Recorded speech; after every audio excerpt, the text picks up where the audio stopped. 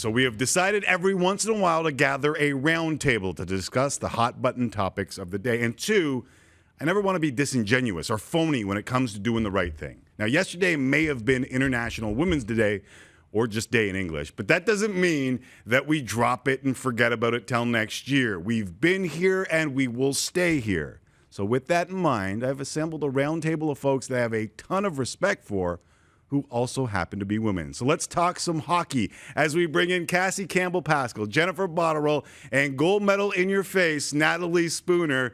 Thank you guys for jumping on this first ever roundtable on Tim and Friends. Great to be here. Thanks for letting us be your friend. I appreciate that. I need a few. I'm going to need a few. Okay, I want to get to the Eichel stuff in Buffalo, the crazy swings in the North, and the Jets and the Leafs starting a 3-game series. But one of the things I thought about earlier during the pandemic was the momentum it seemed like women's hockey was gathering and just how much this whole COVID thing has hurt the women's game. But this weekend, I'm watching the Secret Dream Gap Tour live on major networks in Canada and the United States. Cassie, I'll start with you. Do you feel like we're going to be able to get that momentum back for women's hockey? Oh, without question. I think we had sort of a little blip on the radar, if you will, with COVID hitting the way it did. And these current players, you know, what they've been doing over the last few years, first of all, with the PWHPA and essentially putting their careers on hold to fight for a better future for women's hockey. And then to also get hit sort of by COVID. And of course, you know, there's so many more serious issues and people who are losing their lives through it. But through a sport perspective, you know, it's been real difficult on them physically, mentally, and just trying to make sure that they're preparing for the next Olympics. And you know, their messaging and what they've done, it's been tremendous. And, you know, obviously I think COVID hit women's hockey a little bit, but, you know, I don't think anything's going to keep us down. And I really feel that we're probably at the most positive stage right now. And maybe if COVID hadn't hit, we probably already have an announcement about a true professional league. So I'm going to stay positive throughout all of this. And I see a really bright future in the near future. Well, we hear that near future, Jennifer. If you want to follow up on that, is that how we start getting that momentum back? Is that how we start building on the momentum that has already been gained? Right. And if you look at the past couple of weeks and the games in New York and the game in Chicago, I think it's an indication of the talent level, and it's important to recognize and to celebrate those steps. But there also is this vision, and there's work to be done to get to this vision of this sustainable league. And credit to all of the players in the PWHPA, because they believe so strongly in this. And it's so important to note that it's not just about these incredible players playing at the elite level that believe in this sustainable league. But part of the reason that it's so important for them is because they believe that this will help the grassroots. So girls at the age of 5 and 6 and 7 and 8 that can see them play, and then they want to register and get involved in the game. So I think it's such an important dimension to their approach that, yes, they want to have a sustainable league that's there long term, but because they believe it will help the growth of the game and help inspire many more people to enjoy and to appreciate and to enjoy the benefits of a great sport. So we're all hoping that the steps are on their way, and hopefully a positive alignment down the road with the NHL for that sustainable league that all these players believe so strongly in.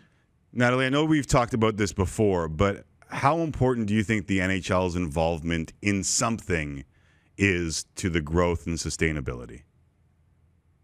I mean, I think it's huge. I think I look at the past and kind of where women's hockey came from and where it's got to now. And we've had leagues in the past and they've kind of, disintegrated or failed in a sense. And I think you look at models like the WNBA and how well they've done and how they had that support at the beginning, and now they're able to hold their own. And you look at how much support they have behind them, how many fans watch their games, and you can't even question having a professional league now. It wouldn't even be a question to not have one. So I think if we could get, the NHL behind us, get the infrastructure, get the marketing, I know that as soon as people see the product on the ice, they're in awe. They can't believe how skilled the players are, how good they've gotten, and they want more of it. And I think that that's the most exciting thing, is that it's there. The product is there. We just need help to get it out there and to get more eyes on it, more fans, more supporters, and get that, that professional product there.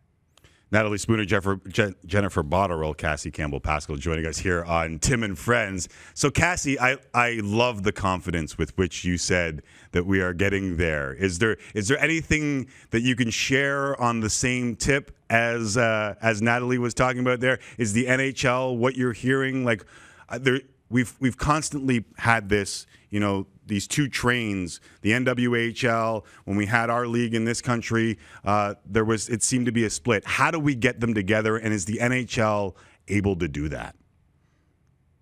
I don't think you'll get the PWHPA and the NWHL together. And listen, I think one of the issues with the coverage of women's hockey has been that it's the PWHPA versus the NWHL. Listen, if the NWHL survives, that's awesome. It's not the league that myself, or I believe the current players, think is the future of women's hockey. That doesn't mean it's not going to be successful. It's not going to be, it can be a great league down the road, maybe even a feeder system. Who knows? No one wants women's hockey leagues to fail. Listen, I was part of the Canadian Women's Hockey League. I was part of the board for a long time. To watch that fail was extremely disappointing. You put a lot of sweat and hard work into it. No one is wanting any league to fail. What the players are wanting, and I guess I can only speak for myself, is we want a dressing room to put your equipment in that's permanent. You want a skate sharpener at the All-Star game. You want tape. You want free hockey sticks. Like, these are just minimal little things. And all these infrastructure things are far more important than even a salary. And yes, it would be great for these players to be paid. And not only the players, but the staff, which could be females, hopefully females, from the equipment managers to the general managers to the head coaches, providing opportunities for women and men. And I don't think we want to be just inclusive to women if we have a professional league. You want to have the doors open.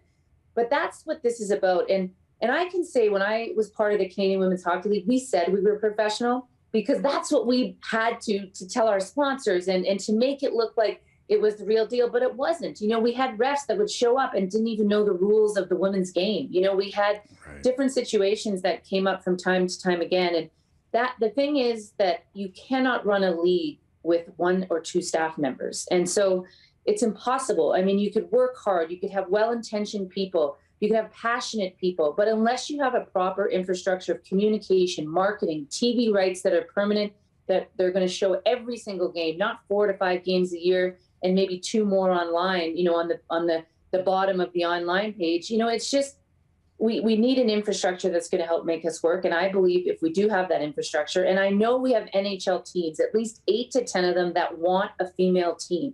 So there is interest. There is interest in giving money to women's hockey and providing a professional format.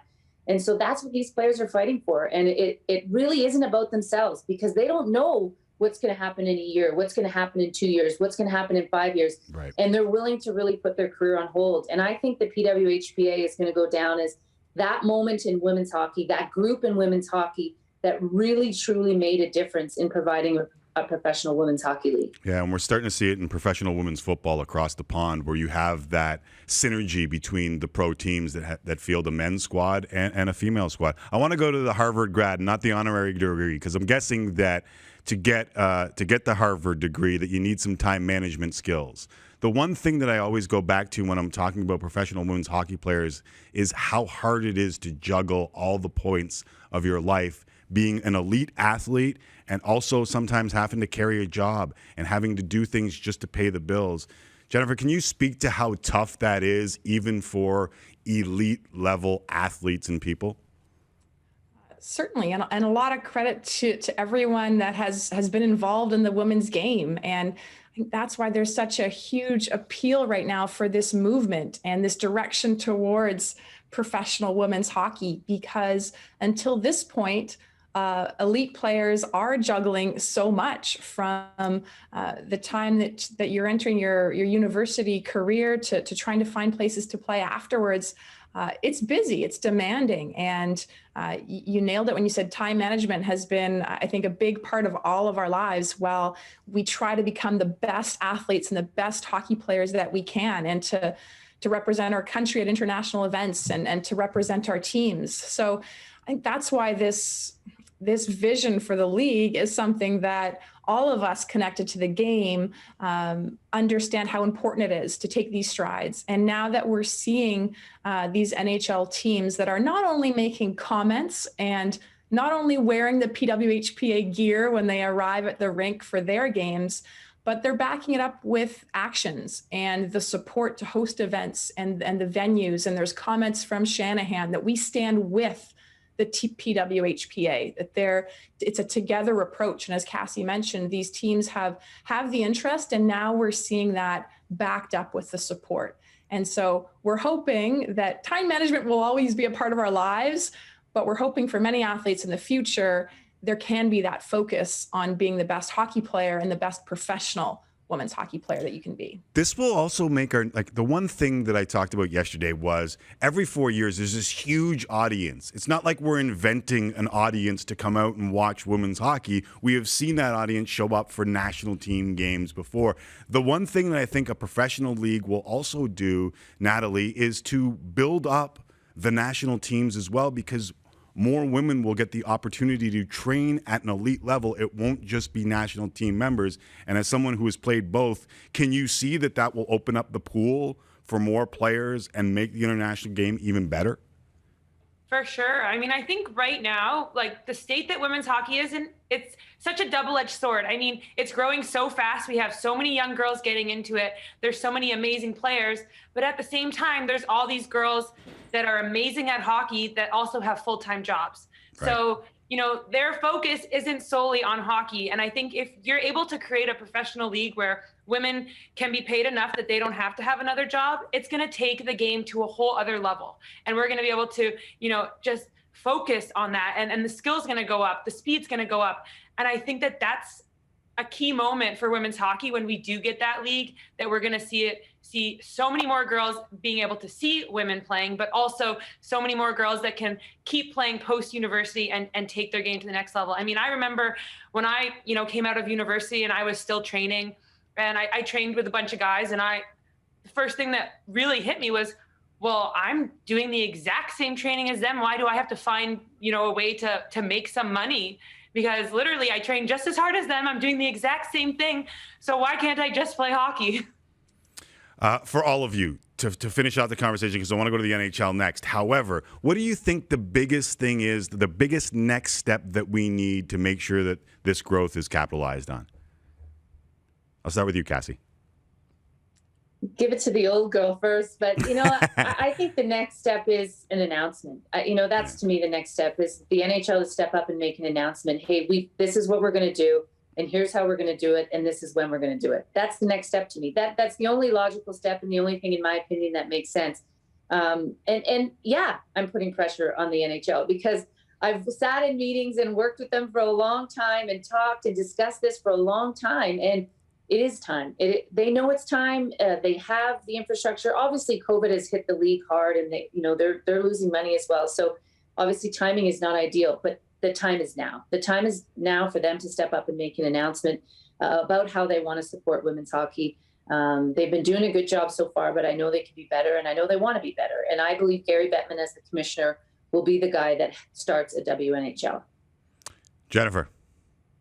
Well, I think Cass nailed it in terms of, that's what you need next. And we've seen the examples now of these individual organizations and teams that have stepped up to the plate to host these events and to provide the venues for these showcase events. And now it's the league as a whole to recognize this potential and to make it a reality. Natalie, to hear these Trailblazers say what they just said, does it give you hope? For sure. I think, when we got to play last year in the Dream Gap Tour, we felt that momentum. We felt, the fan base coming behind us. And I think, obviously, COVID put a little wrinkle in that. But with those games we saw in New York and in Chicago, there's no doubt that there's people who want to watch women's hockey. And you want to see those players like Kendall Coyne, Brianna Decker, scoring amazing goals. And I think that, now is the time. And we've shown that there is a market out there for women's hockey, and we deserve to be shown, we deserve to be seen, and that it is now.